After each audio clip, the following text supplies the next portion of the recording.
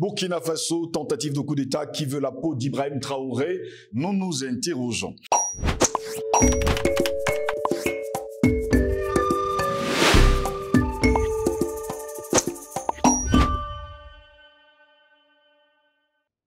Mesdames, Messieurs, bonjour, très heureux de vous retrouver sur Panafricaniste TV. Bienvenue à toutes et à tous à cette édition de Parole panafricaniste. Une tentative de coup d'État a été déjouée par le gouvernement de transition du Burkina Faso ce mercredi 27 septembre de l'an de grâce 2023. Il y a presque un an, le capitaine Ibrahim Traoré arrivé au pouvoir. Qui est derrière cette tentative de déstabilisation et de coup de force et à quelle fin? Nous nous interrogeons encore cet après-midi.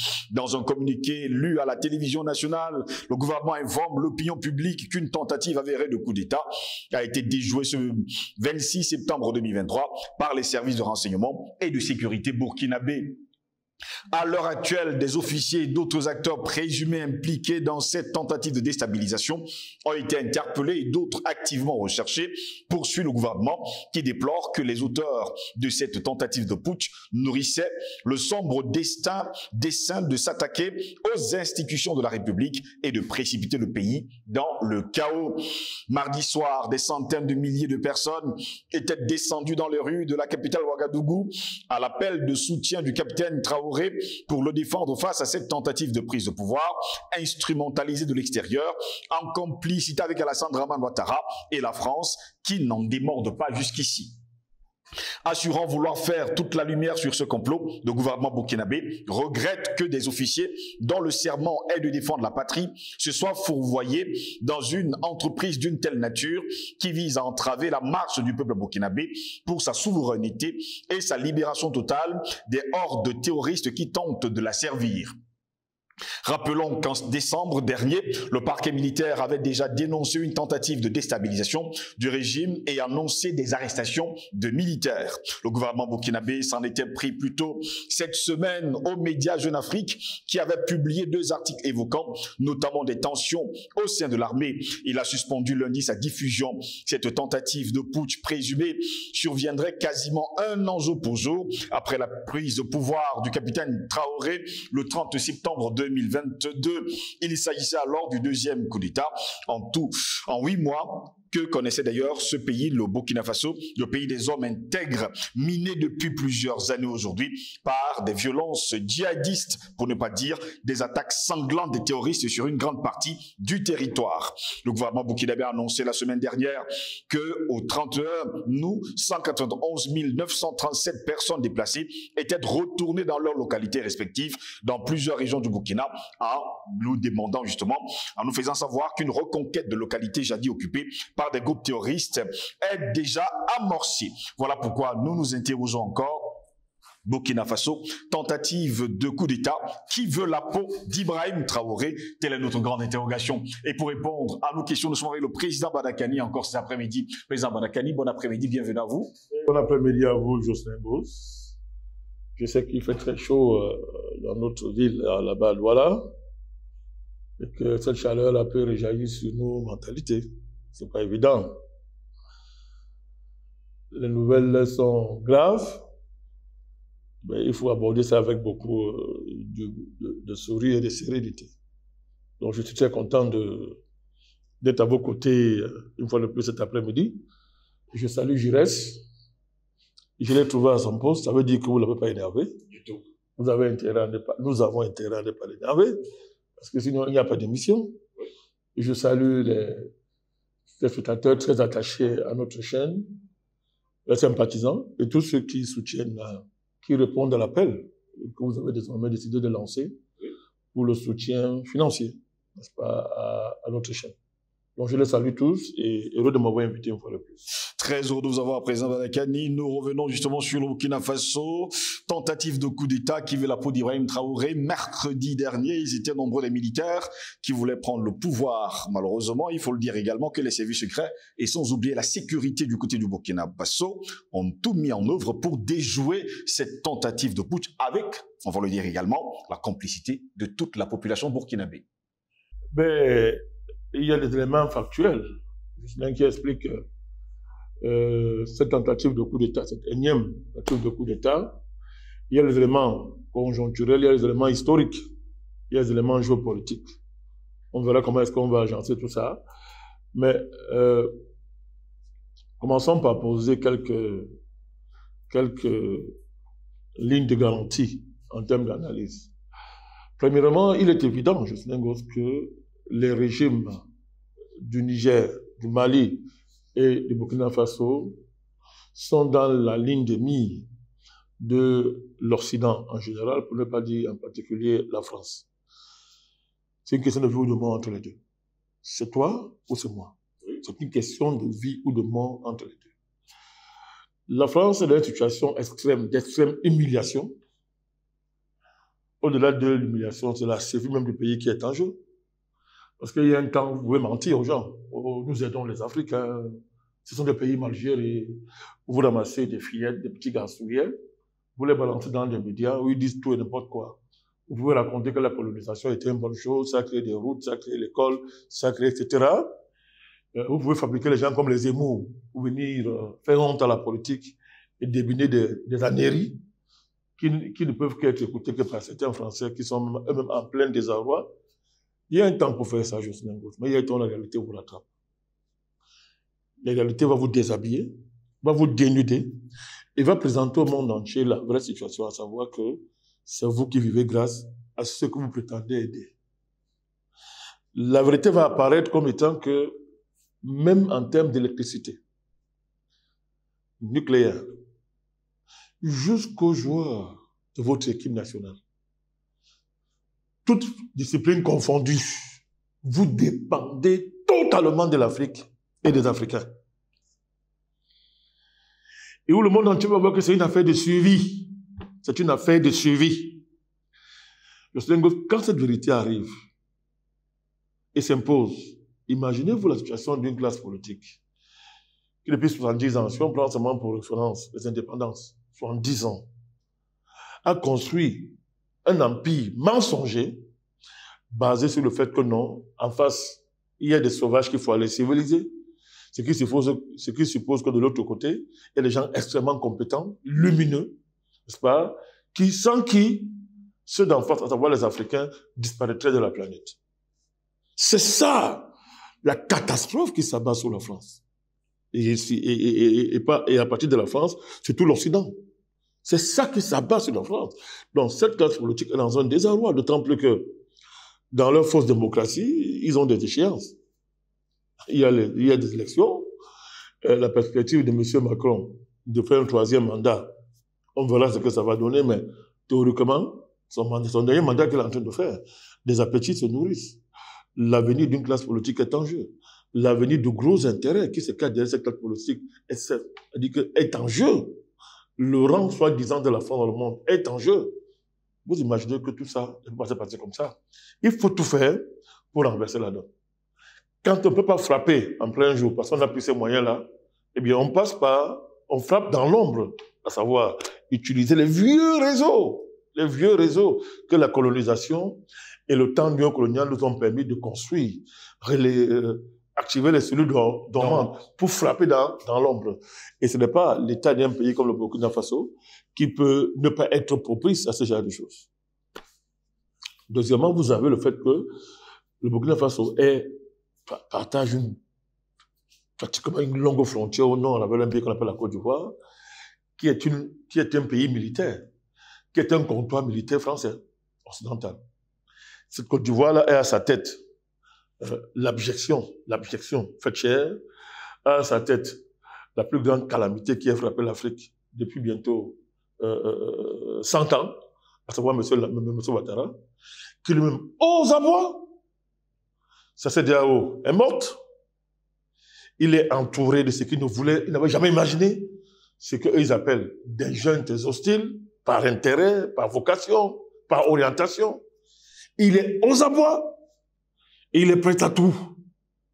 Et la France peut lui faire tout et n'importe quoi, y compris des choses qui vont se retourner contre lui. Je ne vais pas revenir sur le scandale des militaires qu'on avait arrêtés, les soldats ivoiriens arrêtés au Mali. Donc, et ça nous amène donc aux éléments factuels. Des mercenaires ivoiriens ont été attrapés sur le terrain. Des armes ont été attrapées sur le terrain. des aveux commencent à tomber, où les gens reconnaissent avoir reçu de l'argent. On parle de 23 milliards de francs, c'est vrai, financés par la France à travers M. Ouattara, avec pour but de corrompre, d'acheter, de réactiver, comme je vous ai dit, des réseaux dormants, et d'acheter, c'est pas, comme on fait d'habitude, c'était haut, gradé de l'armée, afin d'avoir la tête du capitaine Traoré. Donc, ce sont des faits, ou pas des faits qui peuvent faire discuter, qu'on ne peut pas nier là, avec les éléments qu'on a sous la main. La justice fera son travail, mais ce sont des éléments factuels qui sont des indicateurs pertinents qui permettent de répondre à votre question, d'amorcer la réponse à votre question, à savoir qui veut la tête du capitaine Traoré. Mais quand tu as fait le dire ça ne suffit pas. Ça ne suffit pas.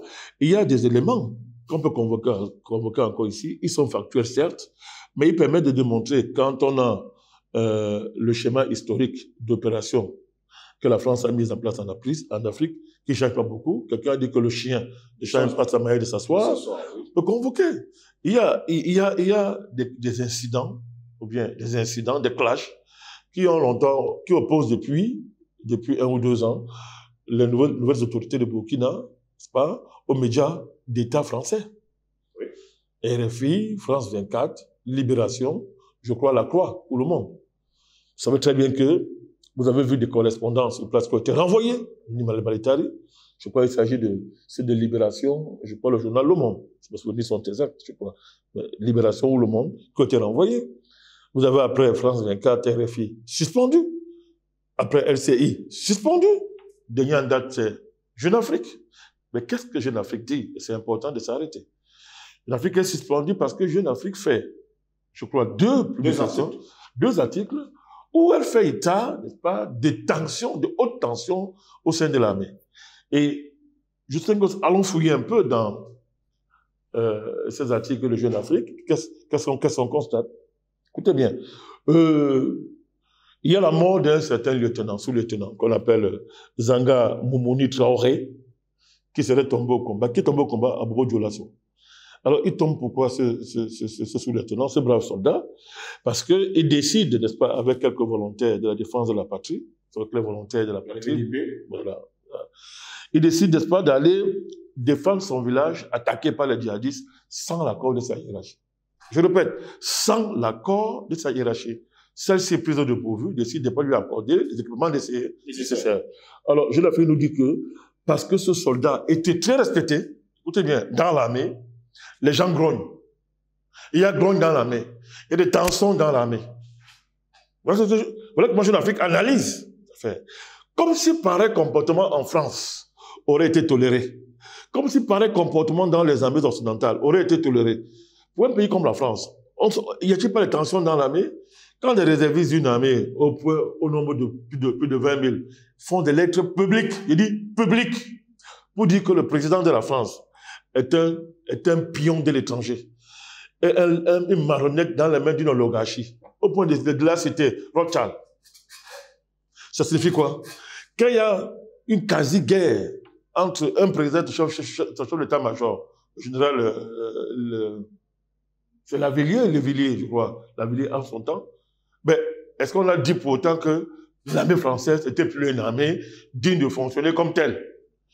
Quand il y a des tensions entre les factions de la police française, quant à la gestion des manifestations, est-ce qu'on tire les conclusions qu'on tire quand il s'agit des armées africaines, etc. Donc, pour dire que l'incident de Jeune Afrique n'est pas un fait anodin, il faut s'arrêter là-dessus pour voir comment la France agit. On connaît Jeune Afrique. Jeune Afrique fait partie de ce qu'on appelle les armes médiatiques de la France. Ce sont des armes de destruction massive françaises, mais sur le plan médiatique, avec RFI, France 24, etc.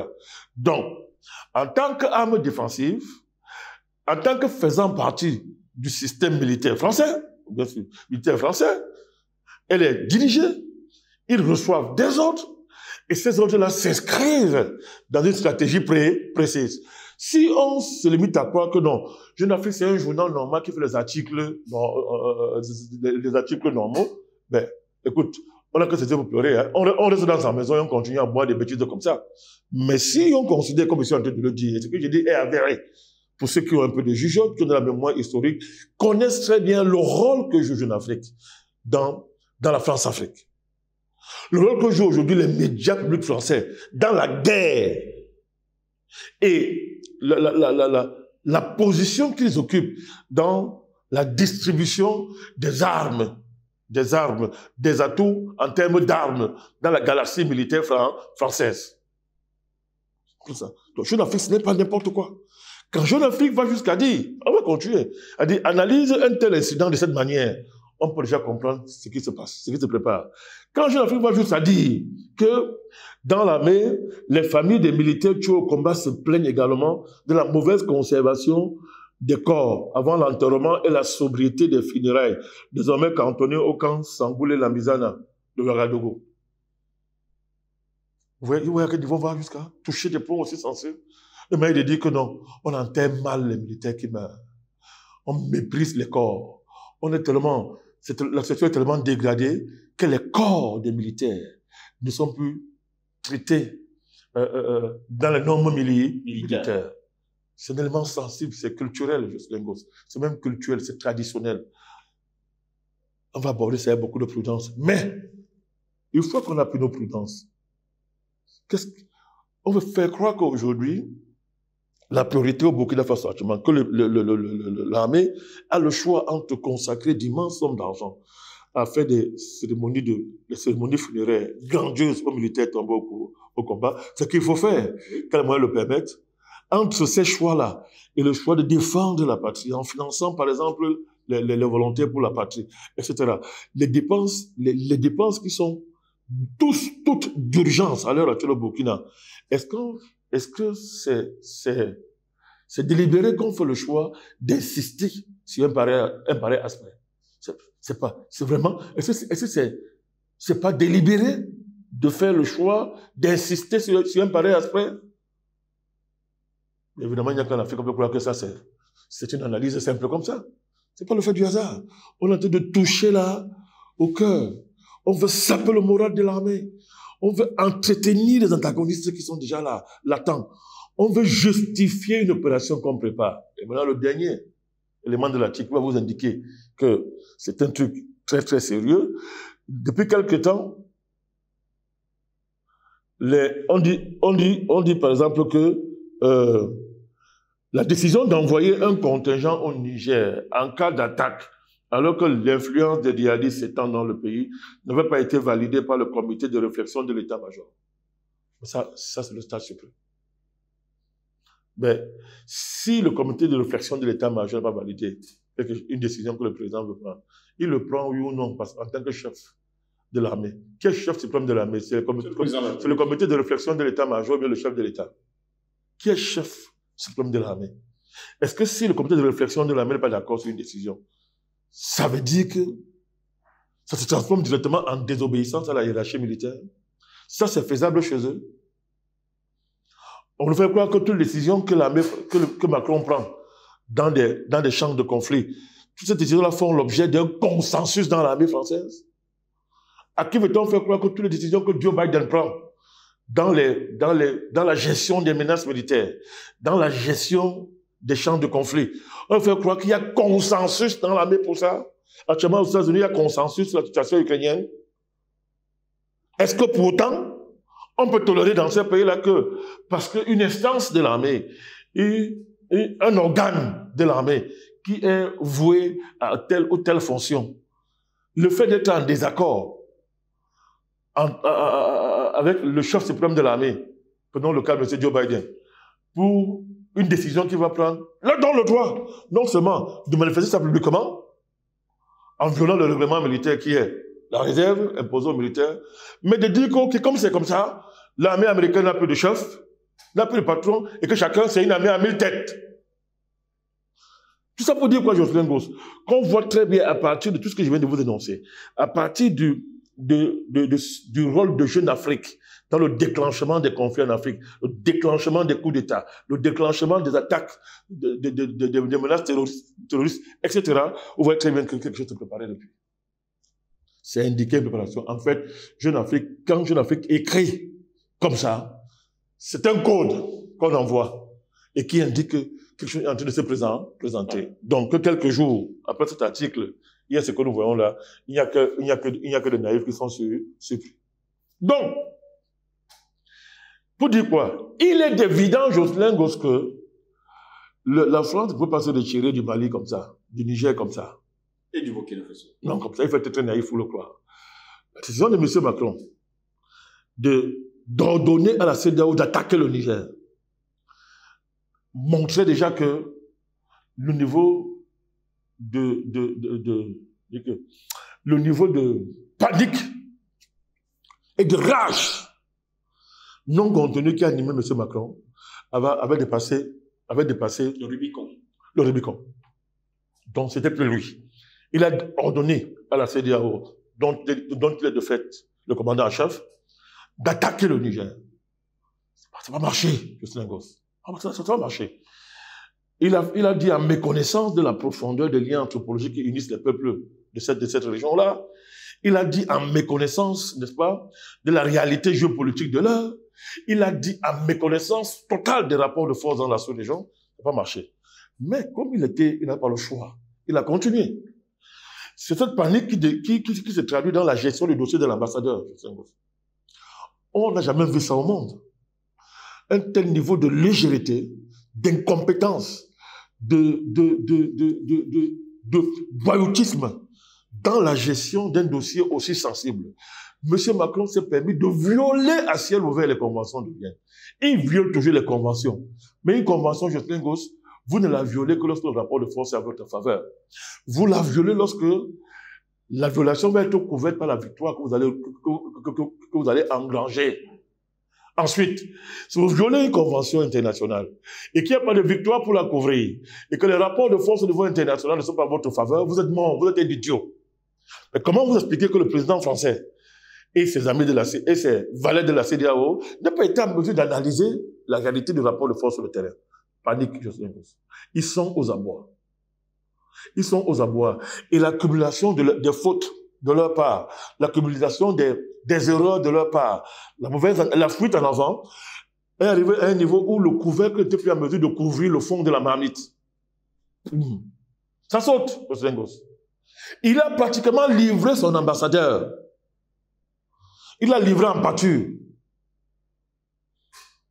Deuxièmement, il a livré en pâture les militaires français au Niger. En disant que s'ils ne sont pas l'ordre de M. Bazoum, ils ne bougent pas. Ça n'a pas de sens. Lier le sort d'un soi-disant traité entre deux États au sort d'un individu, il y a quelque chose de gravissime pour un chef d'État. Les Américains lui ont montré comment on gère cette situation. Nous ne sommes pas pro-américains, vous le savez. Nous sommes dans une analyse. Ils lui ont montré comment on gère une telle situation. On fait la part entre l'individu et les États. Il s'est entêté. Parce que il ne pouvait pas faire autrement. Il n'avait pas de choix. Or, le connaissant, toutes ces successions d'erreurs et de fautes cachaient en réalité le fait qu'il comptait sur les forces dormantes. Il comptait sur l'action de son réseau d'armées terroristes informelles qu'ils ont dans tout le Sahel. Il comptait là-dessus pour nous distraire, c'est-à-dire pour faire d'une pierre deux coups. Retirer les soldats et l'ambassadeur le moment venu, mais couvrir ça par un coup d'éclat au Burkina Faso. On vous aura entre-temps distrait en vous concentrant sur le Niger, pendant que vous vous contentez sur le Niger, parce qu'on sait que le Niger, on ne peut pas attaquer, on vous a distrait là-bas, on active les cellules dormantes au Burkina Faso et on frappe. Imaginez dans Jocelyn Gosse que M. Macron, en retirant ses troupes comme il a été contraint de le faire là, cette honte-là, cette déculottée, cette débâcle la plus honteuse là, imaginez qu'il ait eu l'occasion de faire tomber le capitaine Traoré. Ne serait-il pas devenu un héros en France? C'est ce qu'il voulait faire. C'est la France qui est derrière toute cette tentative de coup d'État au Burkina Faso. Il n'y a pas de débat là-dessus. À partir de sa base militaire qu'on appelle la Côte d'Ivoire et de son général de pacotille, appelé M. Alassane Ouattara. C'est de cela qu'il s'agit, Jocelyn Gosse. C'est de cela qu'il s'agit. Malheureusement, une fois de plus, il a échoué. Il a échoué. Donc, ça se voyait. On le sentait. C'est pas la première fois que le régime de Burkina dénonce une tentative de coup d'État, Jocelyn Gosse. C'est pas la première fois. La deuxième fois déjà là. Deuxième fois déjà. Et tous ces éléments qu'on voyait, Jocelyn Gosse. Vous ajoutez à ça un autre élément. Là, il n'est pas conjoncturel. Il est historique, c'est l'histoire de la mer de Burkina Faso. Jocelyn Gosse, si je consulte mon bord, parce que l'homme ne vient sans son bord, on a au quantième coup d'État. Permettez-moi de m'amuser un peu à vous citer rapidement. 66, premier coup d'État. L'armée prend le pouvoir à la suite des grèves manifestations contre l'austérité et renverse le président Yamego. Il est remplacé par le chef d'état-major Aboubakar Sangoulé Lamizana. 1980, Lamizana est renversé par un comité militaire de redressement pour le progrès national, dirigé par le colonel Sayebo. En 82, ce dernier est renversé par un conseil de salut du peuple, présidé par le commandant Jean-Baptiste Ouedraogo. Et il y a un capitaine qui va jouer un rôle très important dans ce coup d'État, Thomas Sankara, qui sera nommé Premier ministre. En 83, le capitaine Sankara est porté à la tête d'un conseil national de révolution. Il va instaurer la révolution burkinabé que nous connaissons tous, Le coup d'État est dirigé par un certain Blaise Compaoré, qui met son ami en avant. À l'époque, ils sont encore des amis. En 87, Compaoré, prétestant corriger la révolution, renverse le capitaine Sankara et le fait assassiner avec 12 de ses proches. En 2014, Compaoré est chassé par la rue. 2022, les militaires renversent Marc Roche, Christian Cabolet. Ça fait 1, 2, 3, 4, 5, 6, 7 coups d'État.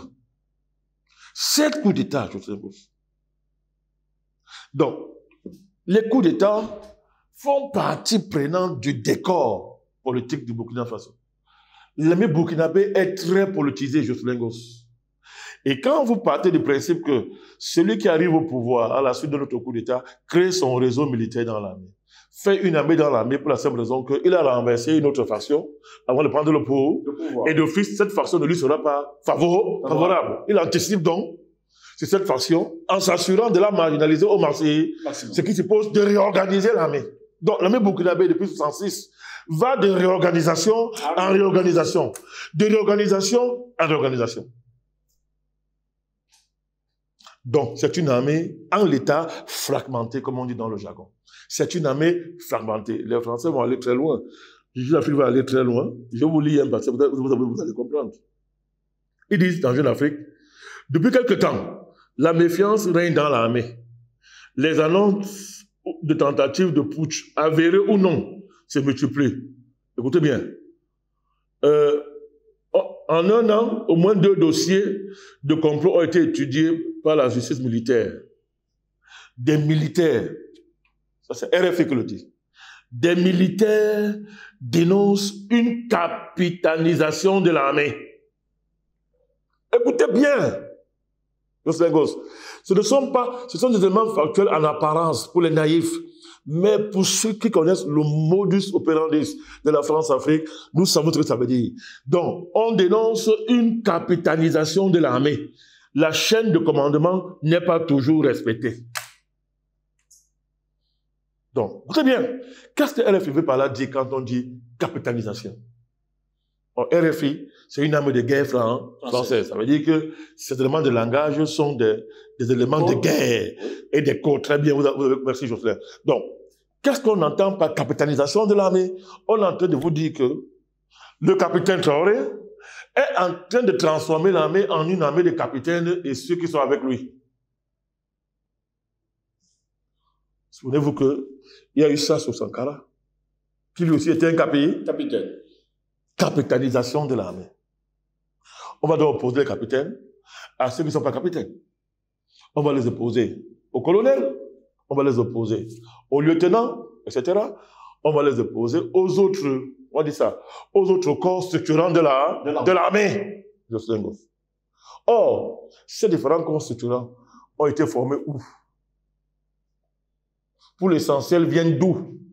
Quel est le pays qui assure la tutelle géopolitique, qui a longtemps assuré la tutelle géopolitique de Burkina Faso? C'est pas la France. C'est la France. Ça vous dit rien? Et si vous partez du principe que comme dans beaucoup d'armées africaines et ailleurs, vous avez ce qu'on appelle l'armée de terrain et l'armée de bureau. L'armée de bureau est constituée de tous ces, on dit ça, de l'aristocratie militaire, de hauts gradés, qui gèrent des budgets, qui ont tous sortes de privilèges. Vous avez l'armée de terrain composée des hommes de la troupe, des soldats, qui vont au front, se battent, et qui généralement n'ont pas accès aux privilèges que l'armée de bureau, n'est-ce pas, concentre en son sein. Or, qu'est-ce qu'il y a de plus haineux? Qu'est-ce qu'on peut qualifier comme étant bombe à retardement, poudrière à retardement, que les conflits qui peuvent opposer l'armée de bureau à l'armée de terrain, qui peut opposer les bureaucrates militaires et les hommes de troupes, les hommes de terrain, qui peut opposer ceux qui brillent dans les bureaux en termes de stratégie, d'état-major, n'est-ce pas, qui ne prennent aucun risque, et des gens qui sont au front, qui obtiennent leur barreau d'honneur, leur respect par leur fait d'armes au front. Ce sont des rapports de guerre, ce sont des rapports de méfiance, ce sont des rapports de suspicion. Et que fait la France dans ces cas-là? Elle entretient ça. C'est pas ça avec Damiba, non? Ouais, voilà, suivi ça de très près, non? Exact. Damiba est le prototype même de ce type de militaire qui écrit des livres en étant au bureau de Senghos. Et la rupture qu'il y a eu entre les Damiba, anciens privilégiés de Blaise Compaoré et consorts, n'est-ce pas? Ce type de force que Compaoré a fabriqué en dehors de son régiment spécial, que nous connaissons tous. Hein, la différence qu'il y a eu entre le conflit qu'il y a entre ce type de militaires et les gens comme Traoré, qui ont bâti leur carrière, leur sens de l'honneur au front, ben c'est ça qui est en train de s'exploser devant vous. Et la France se joue là-dessus. Donc l'histoire de l'armée du Burkina Faso fait d'elle donc une armée fragmentée qui peut donc avoir plusieurs têtes entre guillemets. C'est-à-dire que vous avez une hiérarchie qui peut s'imposer, mais d'autres réseaux font semblant de faire allégeance, mais obéissent à leur véritable patron, qui tire les marrons, qui tire les marrons du feu. Et tout ça parrainé par la France. Damiba n'a pas dit son dernier mot. Il a ces gens-là dans l'armée. Kaboré Christian a ces gens dans l'armée, au Senghos. Compaoré même directement encore ces gens dans l'armée, etc. Tous ces gens-là, qui hier jouissaient des privilèges pendant que le pays était dans les mains des terroristes et des djihadistes, commandés par la France. Il faut préciser, commandés par la France. Tous ces gens ne disaient rien parce que c'est le patron qui était en train d'agir. Des gens qui s'enrichissaient, étaient gonflés de privilèges et de plaisirs, pendant que le pays, pratiquement à près de 80%, était dans les mains des djihadistes. Ces gens-là, vous croyez qu'ils sont contents de voir le capitaine Traoré à la tête du pays? Du tout. Pas du tout, Jocelyn Gosse. Tels sont des ingrédients factuels, conjoncturels et historiques qui justifient et expliquent ce coup d'État. Sans maintenant oublier le rôle de la Côte d'Ivoire de M. Ouattara. Le rôle de la France en tant que parrain et tuteur. Donc, pour terminer donc, Jocelyn Gosse, la bataille des récits, encore, va commencer, comme toujours. Qui explique quoi? Qui dit quoi? Quelles sont les thèses qui vont vaincre? Si j'avais réussi, ce sont les thèses françaises qui seraient en première vue. Oh non, c'est une armée divisée, il y a un peu de tête. D'abord, monsieur Traoré est en train de capitaniser l'armée. Une armée de capitaines. Et frustrer donc les autres factions de l'armée, bien formées, historiques. Hein? Personne ne va voir le rôle de la France. De la France et de la Côte d'Ivoire. Comme d'habitude, dans des situations, les causes sont supplantées par les effets. Ça, c'est la technique de la France et ses valeurs locaux et le colonial local. Toujours renverser la hiérarchie des choses. Les causes sont expliquées par les effets. Alors que c'est la cause qui explique les effets, mais dans le cas précis, Paris s'arrange toujours à ce que les effets soient expliqués par la cause. Le pays est aux prises avec une armée de djihadistes fabriqués, armés, formés, protégés par la France et ses parrains internationaux. La conséquence, c'est que le pays est sous la main des djihadistes qui frappent depuis des années. On est à 17 000 morts depuis 2015. 2 millions de déplacés. C'est depuis que Traoré a pris le pouvoir qu'on appelle 200 000 déplacés rentrent chez eux. et qu'il y a une implication de la population de Burkina Faso à travers les volontaires de défense de la patrie pour s'impliquer et prendre l'affaire en main. On oublie de dire que la déliquescence de l'armée est la conséquence, justement, du fait que la France a décidé de recoloniser ses anciennes colonies et a créé une armée de djihadistes, a corrompu les chefs d'État, soi-disant, les Caborés, a corrompu une bonne partie de la hiérarchie militaire formée à Paris, qui n'ont aucun intérêt à aller affronter les terroristes, qui ne peuvent même pas les affronter, Jocelyn Gosse, parce qu'ils sont des armées de bureaucrates, avec les gros ventres, permettez-moi l'expression, ne peuvent pas les affronter. Et il y a un deal qui s'est fait, que oui, on est là, on est assis.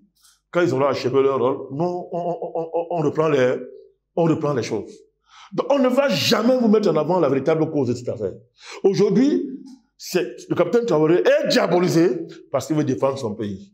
Il est diabolisé parce qu'enfin, il veut affronter cette horde de soi-disant djihadistes que la France a fabriqué. Or, attaquer les ordres djihadistes, c'est attaquer la France. C'est être en guerre contre la France. Jocelyn Gosse, le Burkina est en guerre contre la France. Comme le Mali est en guerre contre la France. Comme le Niger est en guerre contre la France. Tout récit qui tourne autour. Et vous sont les histoires comme ce qu'on voit là que non, l'armée est mal dirigée, elle est désintégrée, elle est mal formée, etc. Oui, les populations sont fatiguées d'attendre les résultats. C'est-à-dire que les résultats attendus sur le front terroriste tardent. Et la population commence à se fatiguer. Les militaires sont mal enterrés et ça énerve les fatigues. Voilà les effets de l'affaire qu'on met en avant. La France, en 10 ans, n'a pas pu faire mieux. On demande au capitaine Traoré de faire ce que la France et son armée de terroristes internationalisés n'a pas été en mesure de faire. À lui, on dit de faire ça en moins d'1 an, en 2 ans. Les Africains tombent dans le panneau. Donc, le Burkina Faso est en guerre avec la France. Et là, on vient d'avancer. L'échec du coup d'État permettra, n'est-ce pas, d'affronter la fragmentation de l'armée. Là, l'heure de la blague est passée. Les histoires de Sankara, qui dit que non, si c'est Blaise Compaoré, je ne paie rien. Il faut arrêter ça. Il faut s'inspirer de Sankara, mais son sentimentalisme là, envers Compaoré là, il faut arrêter ça. Si le capitaine Traoré ne tire pas les conséquences les plus radicales de ce qui vient de se passer, il risque de finir comme Sankara, qui l'aime tant. Donc, il faut mettre fin à la fragmentation de l'armée. Il faut rassembler l'armée. C'est-à-dire que c'est honneur, fidélité, respect strict de la hiérarchie. Tous les éléments qui sont soupçonnés de près ou de loin d'appartenir à la galaxie informelle française via la Côte d'Ivoire, il faut les mettre hors d'état de nuire. C'est une opportunité extraordinaire de reconstruire cette armée d'effectivement et d'en faire une armée de guerriers qui vont au front neutraliser la France. C'est cela qu'il s'agit. Quand on vous dit, Jocelyn Gosse, que une bonne partie de que le comité de réflexion de l'état-major, vraiment, donne-moi une minute, c'est-à-dire un gros mot qui ne veut rien dire, comité de réflexion de l'état-major, qui n'a pas besoin de comprendre l'importance d'une décision aussi stratégique de créer l'alliance du Sahel et d'aller attaquer, c'est-à-dire de dire que nous on entre en guerre si un pays attaque le Niger. Dites-moi, Jocelyn Gosse, comment un comité de réflexion d'un état-major peut ne pas comprendre une pareille décision? Comment le Burkina Faso peut faire face au terrorisme sans être en alliance avec le Mali et le Niger pour gérer ne serait-ce que la zone de 3 frontières, qui est un no man's land immense qu'aucun pays seul ne peut contrôler. Dites-moi comment un comité de réflexion militaire peut ne pas comprendre une telle décision. C'est un faux comité de réflexion militaire. C'est un faux. Ils sont des valets de la France et de M. Ouattara qui a envoyé les milliards pour les corrompre. Donc vous voyez très bien que c'est une opportunité extraordinaire. Dans la guerre, on dit que tu me rates, je ne te rate pas. Dans la guerre, si tu me rates, je ne te rate pas. Dieu a livré à M. Traoré ses ennemis. S'il s'amuse à faire comme un certain Saul dans la Bible, il sait comment il va finir. Il faut qu'il règle cette affaire, Jocelyn Gosse. Il doit régler ça. Je rappelle encore une fois de plus, nous avons dit dès le début de cette affaire que tant que les 3 pays-là ne vont pas prendre pour décision claire et nette d'en finir avec Ouattara, ils font les affaires des enfants, Jocelyn Gosse. Tant que les 3 régimes du Mali, du Burkina et du Niger ne décident pas d'en finir avec le criminel d'Abidjan, c'est-à-dire c'est la blague qu'on est en train de faire. Parce que Ouattara, lui, il a compris que s'il ne finit pas avec eux, il est mort. Ça fait 2 ou 3 fois qu'il rate. Il a raté au Mali. Il est en train de rater au Niger. Il va de rater au Burkina Faso. Vraiment, si les militaires du Burkina Faso, du Mali et du Niger ne peuvent pas s'unir pour attraper ce criminel et en finir avec lui, on est en train de blaguer là. La prochaine fois là, ils ne vont pas, c'est-à-dire qu'ils ne vont pas s'en sortir. Donc, ce coup d'État qui a raté est plutôt une bonne chose parce que ça renforce les conditions pour en finir avec l'ennemi du continent africain qui est basé à Abidjan, Ouattara. Et en finir une fois pour toutes avec la France et son armée informelle du Niger. J'ai envie de dire, vive l'alliance des 3 États. Vive l'alliance du Sahel, des États du Sahel. En avant, pour en finir maintenant une fois pour toutes avec le couple Ouattara-France. Merci à vous, Président Balakani, d'avoir répondu à nos questions. C'est pas qui vous remercie. Merci à vous également, mesdames, messieurs, de nous avoir suivis. Continuez justement à nous regarder sur nos plateformes numériques pour l'instant. Et n'oubliez surtout pas de venir en aide à notre chaîne, votre chaîne de télévision. Vous connaissez d'ailleurs les éléments par lesquels vous pourrez passer, PayPal et sans oublier Tipeee. Sur ce, je vous souhaite de passer une agréable journée.